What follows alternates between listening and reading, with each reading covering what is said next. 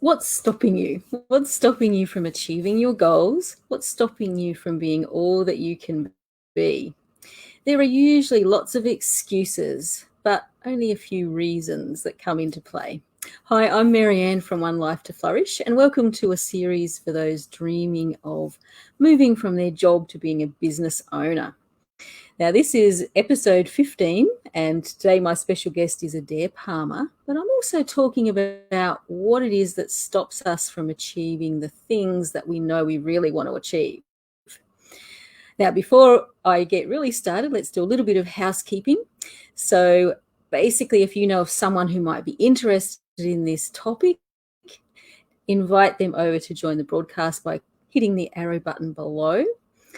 And hopefully on My Time TV Live, because that's where we're going live, so we can see your comments. All right, so basically, when we're looking at why we're not achieving what we want to, there are a whole series of different reasons. Now, the first one is actually what I would call excuses. So when I talk to people and I ask them why they're not achieving what they really want to, what I often hear are a series of excuses. And some of them are perfectly acceptable kinds of ones, and, they're things that we have to deal with and are genuinely a problem. But if you've ever found yourself saying things like, it's just not the right time, I just don't know enough, I don't have enough time or money or experience or something like that, it's too hard, so maybe I'm just not meant to do it. All of this is coming from a place of fear, and usually a fear of stepping into the unknown. And the first thing to do is to actually challenge these beliefs. Replace them with something that is true, though. So, for example, if you're saying, I don't have enough experience, then you could challenge that by saying, well, I might not have much experience, but I've got lots of new ideas. Now, the next thing that can block us is perfectionism. Now, this one is often about doing something when you are, waiting until you've really certain you've got everything sorted before you step out and do things. Making sure you know what you're going to say, what you're going to do, everything's organised. But the truth is you're just avoiding putting yourself out there. And the best way to deal with this one is to start to tell yourself that you're just going to kind of put something out. It doesn't have to be perfect because it's a prototype. And you're going to learn and improve from what you're putting out there. Otherwise, you might end up with a few people that I know of who have actually spent their whole lives getting ready, but never actually doing anything. So what a waste that is. People need what you are wanting to add with your business. So don't, deprive them of the chance to work with you. Now, I'm going to talk about, kind of relates to the first two, and this is the fear of failure. So the fact is that you are going to have failures, but these are actually a chance for you to learn and to grow. And hiding away from the possibility of having any failure is not actually going to get you anywhere. It's just going to keep you stuck. So when things go wrong, you need to have a little tantrum or a cry, go and do that, and then come back and look at the event with the intention of seeing what you can learn, what you can change, and how you can keep moving forward. Now, my special guest for today, as I've already said, is Adaire Palmer. Now, Adaire has a passion for helping people help people. This is how I got to know her. So she's keen to bring people together, and her superpowers include helping small businesses and profits grow using Facebook, using broadcasting and bots, and developing communities. Now, Adaire brings a sense of fun to her work. I can vouch for that. And she loves working with small businesses and not-for-profits across a range of industries. And as a nice leader in the social media industry, Adaire is a sought-after speaker and facilitator. And it is my great pleasure to welcome her to the show today. I'm going to enjoy talking to her and seeing her. So last time we ended up with screen just on the camera. So hopefully we don't have that this time. All right. Hello, So Marianne. welcome, Adaire. Yes, I can see you this time. Thank Oops, you. but I It looks can't hear. like Oh, okay. Now hello. I'm hearing you. Hopefully we're fine. Hello. No, I did actually. I All did right. actually have. I did actually have myself muted. So yes. So thank you so much. This is awesome to be here. And after the first attempt several months ago was sort of we ended up doing a lot of troubleshooting, and as you do, and ended up chatting with you by phone. And hello, Sue. It's great to see you here, honey. I've seen Sue on your show before, and I love hearing, Yes. seeing the people that you bring onto the show and hearing their stories. And the other thing I wanted to mention was you said I work with not-for-profits. Well, I actually like to call them for-purpose organisations rather than not-for-profits, because just the very notion of saying not-for-profit is limiting. So just a little thing there where I like to call them for-purpose, and I think that's something that it can change in our psyche at any time. So. Yeah, well, that's true. I like that as a way to talk about that. That's really good because the not-for-profit is kind of the term that you hear over and over again, but that's a much nicer way to think about it. I think, as you say, it's not limiting; it's kind of expansive, which is great. Yes. And I grew up. I cut my teeth in not-for-purpose organisations. So. Yes. So maybe before we get into all of that, let's perhaps start a little bit with where you are at now, what's happening with your business at the moment, and maybe talking a little bit more about the people that you do help. And I know that you've had some exciting things happening in that space this year as well. So I'd love to hear a bit more about it.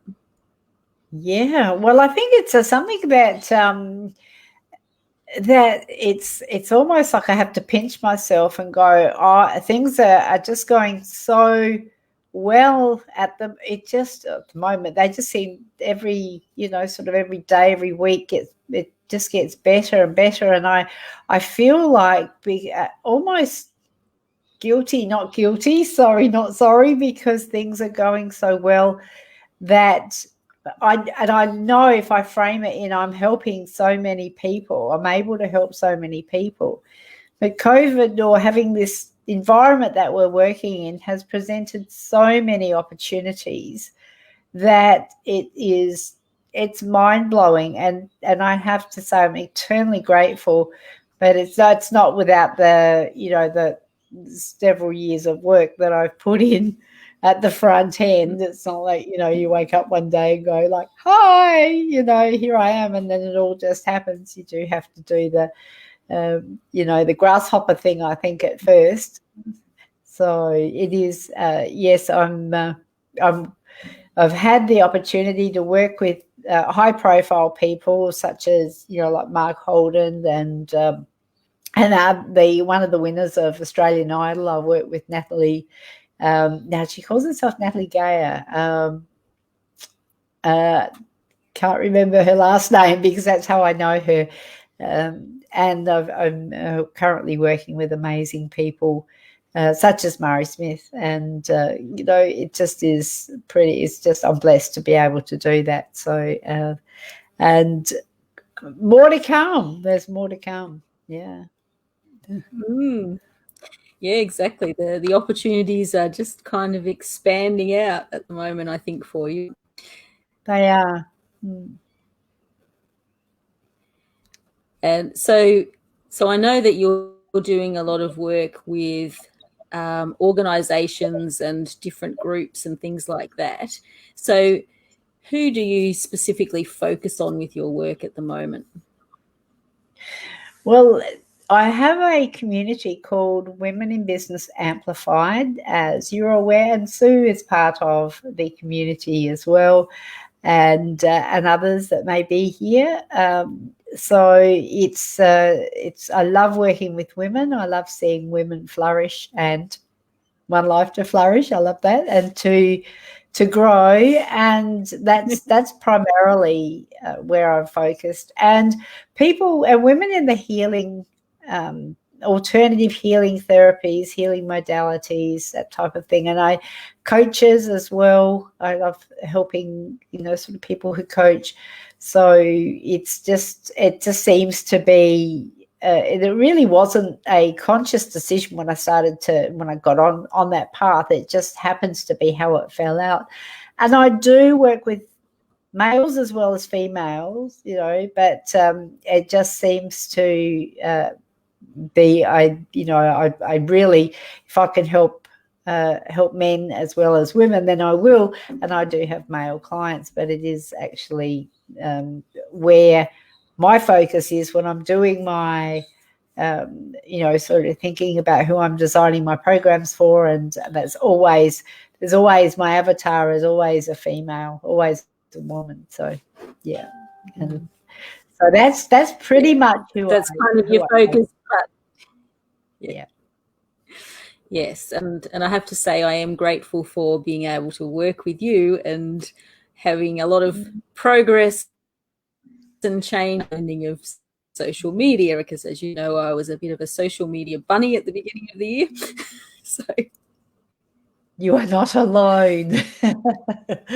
You are not alone. Yes, I know there's a few of us out there. All right. So, and I have put into the comments your Facebook page for people who'd like to find out a little bit more, if they'd like to go there and just check you out in a bit more detail. Yes, you are a frog specialist. Even the new Facebook. Oh, my Lord. Actually, I might just change that. Let me just see. Edit name. Oh, dear. All right. Anyway, now that we've kind of covered who you're helping at the moment and some of your exciting things, maybe let's go back and hear the story that I love to hear, which is how you actually got started in your business, how things progressed to where you are at now. I do. Okay, so I've had a fairly long, several different careers. I've reinvented myself many different times, which is part of, the evolution. But I started at I think I was 26 when I went to uni, and because I was a fat, uneducated housewife living in a small country town with a few kids. I had kids as a teenager, and I'm going, oh my God, this is my life, And there's a phone going, which is right over there, so I can just keep going. There's a phone somewhere. So let me just take this off, because that's So I ended up going to uni at 26, and they called me a wrinkly because you had to, if you went at uni when you were 18, if you didn't go straight from school, someone wants to get hold of someone, don't they? So they have to wait. This is the beauties of live streaming. Of the phone's like right over there. Can you hear it? You can hear it. Yes. Maybe I'll scream at something. Yep, I can hear it. Yeah, it's no, I just find it's probably one of his kids. So that be a lesson to us. Hey, make sure all the phones are turned on silent. So all the phones are gone. Yes. That's live broadcasting at its best, and at least I don't have the grandies coming in and wanting to sort of like get their faces on. I did anyway. That's part of the joys of live broadcasting, is you just never know what's going to happen. It's real and it's raw. So in a nutshell, I started uni late. I was gravitated towards community services, and I ended up working with amazing organisations like Red Cross and Uniting Church, and did church community centres. Did the whole gamut of wherever you find not-for-profits or for-purpose organisations. I was sort of had a hand in there. Got very good at grant writing because I wrote myself several jobs. And I also even set up a for-purpose organisation as a founding member of one that we set up to support volunteer managers. So that was really cool, and I really loved that time. but it also led into other things as I ended up in government as a management consultant with emergency services and working with the volunteers from across South Australia, from the State Emergency Service and Country Fire Service. And I loved doing that. I absolutely loved doing that work until the then Minister for Emergency Services thought that that they could do my job better than me, through me, and I'd get phone calls daily saying, do this, do that, and it became unfun. Anyway, I moved into emergency management, and then they had these targeted voluntary separation packages. I don't know if you've heard of them. Being in government, you probably would. So there were people scrambling over each other to either show up their jobs or get out, and I got caught in the crossfire, and it was a really horrible time, and I ended up leaving government, and I thought, well, I'm just going to have to reinvent myself. So moving out of there it is again, moving out of a very toxic experience, a toxic work environment, which was no particular person's fault, but it was just not a nice place to be, and then I ended up retraining as a hypnotherapist and NLP master practitioner, which, as you are as well, Marianne, which is fantastic because that opened up a whole new world of possibility. So in between that retraining, I did some other consultancy work and went back to for-purpose organisations, did some project work, because at that point I didn't want to be, like, tied down by any one organisation. I didn't want to go work for corporate, and I just thought, I'm going to have to make myself unemployable, and by doing that is basically there we go again. So they're very I'll bet it's one of his kids. Anyway, we'll figure that out afterwards.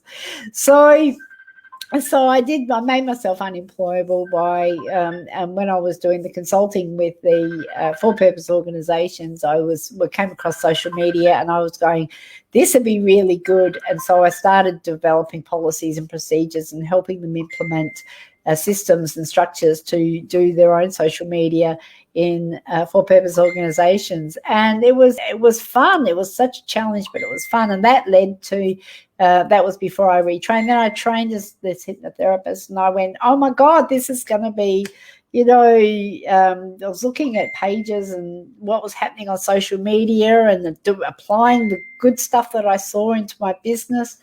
And then, and I was just attracting clients, and it was really cool, and just, sort of using it to get the word out there. And of course, I say back in the day, it wasn't that long ago, but it actually was a lot easier to do a few things and get much more bang for your buck.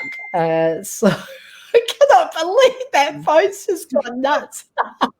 It's going straight down the toilet when I've finished.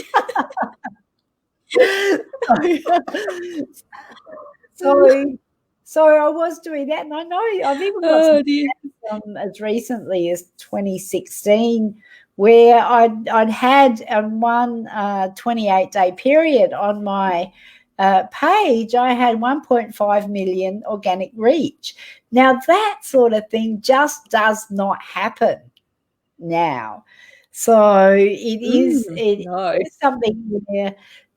But the upshot of that is there's ways and means that we can really connect closely with individuals and with people and sort of work it that way. So the focus has gone from scale to connection, really. So for me, it has anyway, and I think it's sort of more important, because unless you've got a huge budget.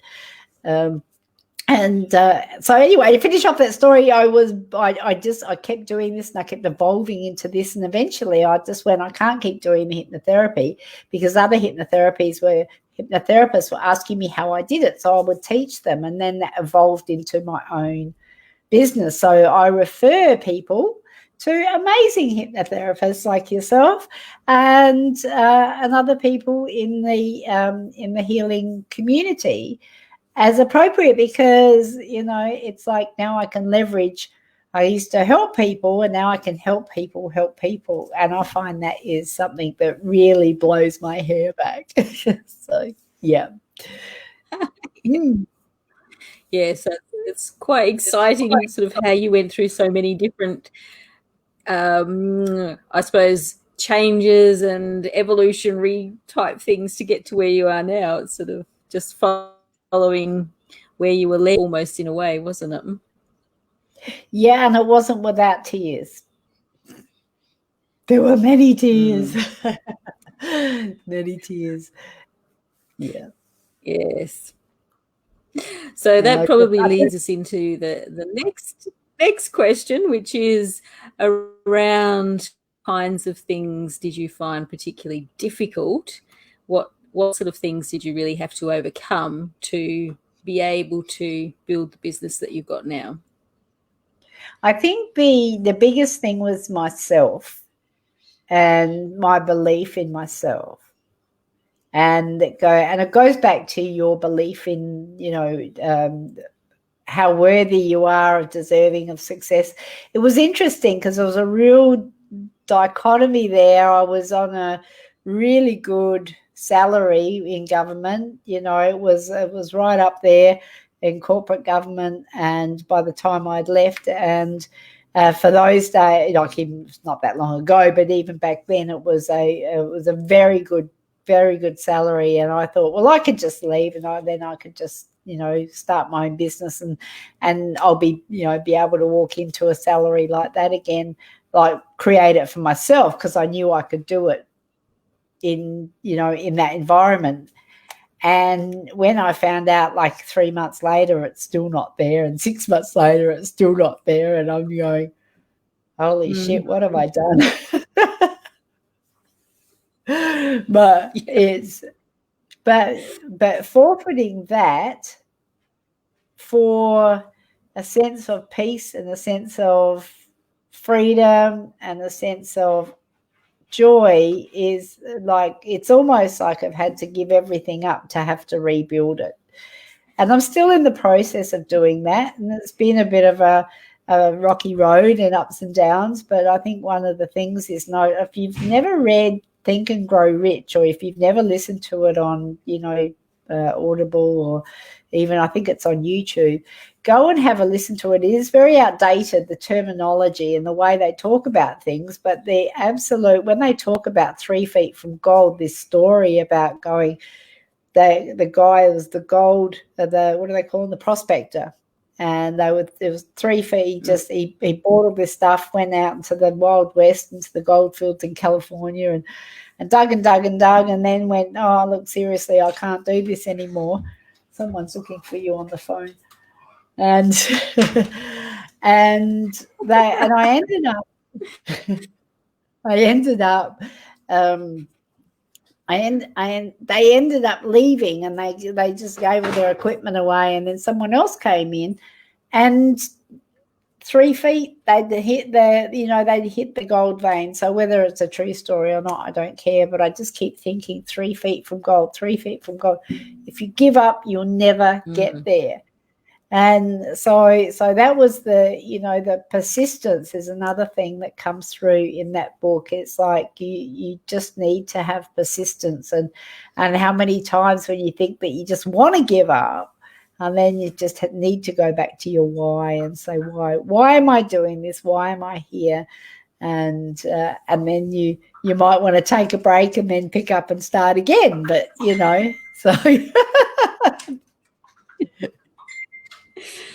Yes. Casting. So I thought, exactly. I thought the kids were gone, but clearly not. No. Big kids. All right.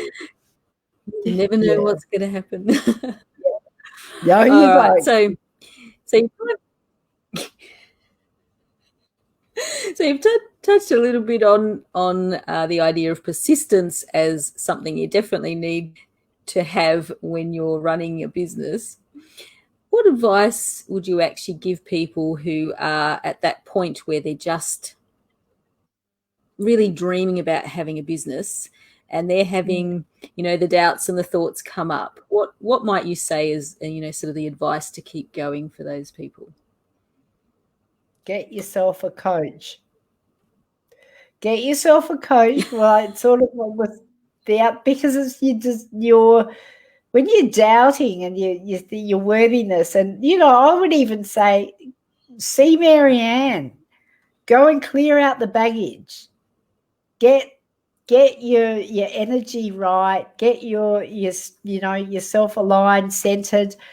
Because when you're carrying around that stuff, it does slow you down. But even for things like doing stuff like this, it's going to help you get out further and reach more people and connect with people. If you're still carrying around that sort of baggage that's going to hold you back, you're actually putting yourself on the back foot. So get yourself some help. And like I said, whether that's having some timeline transformation therapy with Marianne, or some business coaching, and I've done it all, and I'm still doing it, doing the spiritual development and the to keep my energy good so that I can attract people that are like that, because you pretty much attract who you are, so and get yourself some business coaching. But first I'd say, if you really have doubts and you really have the belief in yourself is really low and you're scared, that's totally normal, and reach out and get some help. That would be the first thing I would say, because it's easier when you go with somebody than going it alone. Yeah. Oh yes, it definitely is, having someone there who has gone through that whole journey and can kind of go, well, this is what's to be expected and this is what you do. It makes a huge difference. So I think I would be very stuck if I hadn't have had coaches to help me through things, for sure. Yeah. All right. Now let's see if we can kind of wrap it up now with talking about beliefs, because that's kind of my focus, is mindset and beliefs and that kind of thing. So what do you think are the most important beliefs, maybe the top 2 or 3 most important beliefs to have as you're becoming a business owner? The belief that you're worthy of accepting all the goodness that's coming your way, all the abundance. That's probably one of the critical ones, and that's linked in with self-love as well. And a healthy money belief is very important. And around, if you have beliefs that money is hard to come by, or only bad people make a lot of money, or just having a look at the beliefs that you hold around money. So your beliefs around yourself and your worthiness, your beliefs around money would be the 2 absolute top ones that I would say. And the other one, your beliefs around things like health and fitness, because it really is critical to be able to keep yourself in a place where you can keep turning up, especially if you're a sole operator, which most of us are. That we don't have a team, we don't have people that we can sort of. We've just brought on a VA, which is like, I feel like I'm growing up now. So it's like, been planning on doing that for the last couple of years, but I've actually got to do it, and it's like, wow, I'm so pleased. But that sort of thing but the VA is not going to be able to show up here, like if I can't. So you have to keep yourself healthy, you have to keep yourself well, and have beliefs around, that, and again, that comes back to your worthiness, eating well and exercising and meditating, and everyone can always do better at that. I don't care who you are. Always. I know I can. Yes. Yeah. Yes, I think we can all put our hands up to that. Even the good things that we're doing, there's always something that we could improve on or bring in. But yeah, definitely. I mean, they're definitely great beliefs to actually work on. And lifelong learning, having a belief that there's always something new to learn. I could go on, but I won't. Yes. Exactly. Being open to learning, I guess. Now you've started, I'm kind of going, oh yeah, lots of different ones, but I think they're really great ones, definitely, that I've had to make sure that I had on my journey. So I'm sure that's the case for lots of people. Yeah, I'm sure. Okay, well, thank you for joining me. Kind of got through despite phones ringing and other things happening. That's so cool. It's been a lot of fun. So, all right, and just a reminder that we have got there in the comments how to contact Adaire or see what Adaire is up to. And as you can see, she is a fun person to work with. She's very inspirational, and she can guide you along all sorts of pathways, particularly if you're a bit Facebook challenged. I can highly recommend her for that. So absolutely. Thank you so much. All right. Anyway, I am going to say farewell to you now. I'll just wrap up the broadcast from there. So thank you so much for being my guest. And I'm glad we mostly had things go well this time. Yes, well, apart from some avoidable things at this end, which is like, I'm going, okay, well, this is what I tell people to do. This is a lesson what not to do when you live stream. Okay. All right. Thanks, Marianne. I really appreciate you. It's been a pleasure to be here. Okay. Bye. Bye. No, I can't cut. Okay, we'll see how we go.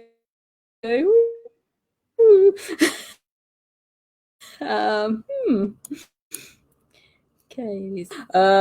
The joys of technology. Oops. Okay. We'll see how we go. So, all right. So I hope you found some really useful and interesting and entertaining ideas from Adaire. She does have a huge amount of knowledge to share in a real fun way.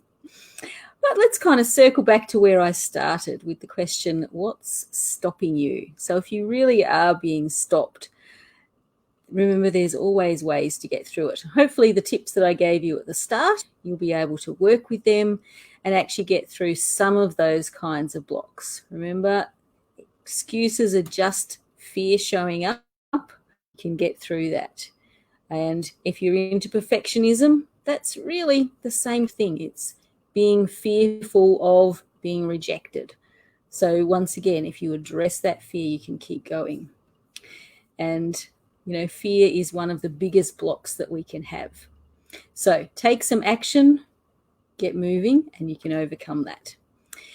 Now, if you are struggling, though, as Adaire did kind of touch on, this is one of the things that I work on. And at the moment, I have a program called Creating a Confident Mindset, which is aimed specifically at people who are in the early stages of their business or are in a career and wanting to go to the next level, but their confidence is just kind of holding them back, or the lack of confidence. So if you are wanting to release those kinds of fears and thoughts that get in your way and be able to get moving, then this is the program for you. So if you are interested, just write in the comments mindset if you'd like to know more, and then I will get back to you with some information. Otherwise, you can head over to One Life to Flourish. I'll put the details into the comments, and you can see other ways that I can work with you, book a free discovery call, and so on. All right, so join me next Saturday at the same time, so 4 p.m. Adelaide time, for another episode. And next week, my special guest is Lynley Evans, who I'm really looking forward to talking to. So I hope you have a great weekend and a great week, and I'll see you next week. Bye.